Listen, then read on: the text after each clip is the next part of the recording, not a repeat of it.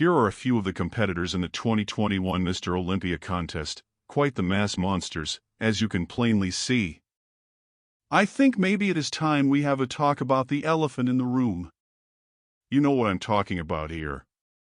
While we know these substances work in terms of building muscle mass and strength, they also have a potential to do serious harm, even death.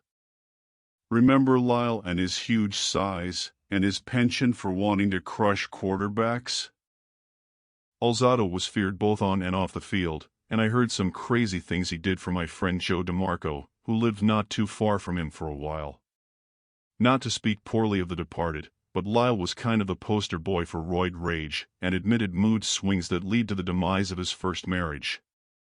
Unfortunately, he married his lovely second wife Kathy just 4 months before his cancer diagnosis, and Lyle was convinced his heavy use of various steroids and human growth hormone was responsible for his brain cancer, and he was probably correct.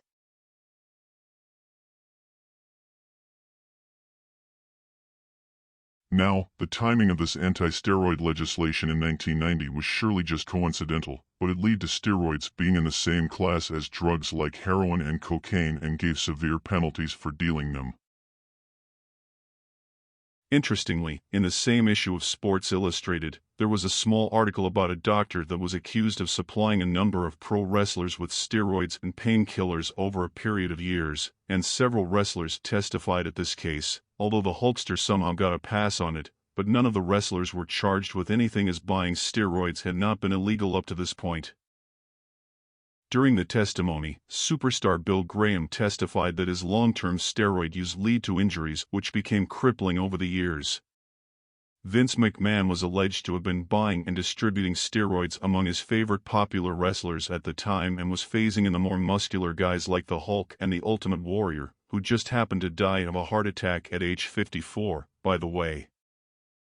Between the new legislation making steroids in the same class as heroin and other hard drugs in 1990, the revelations from Alzado and Graham in 91, and my own experiences with the dark side of PED use, this was the year I made the decision to quit using them for good and have never looked back since.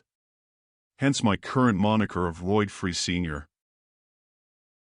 I have no animosity towards those that choose otherwise, but I am here rather to encourage my friends that want to stay natty and to set an example, showing that despite being of a somewhat advanced age and having trained drug-free now for over 30 years, good gains can still be had for those willing to put the work in. Stay natty, my friends, and let's make gains together.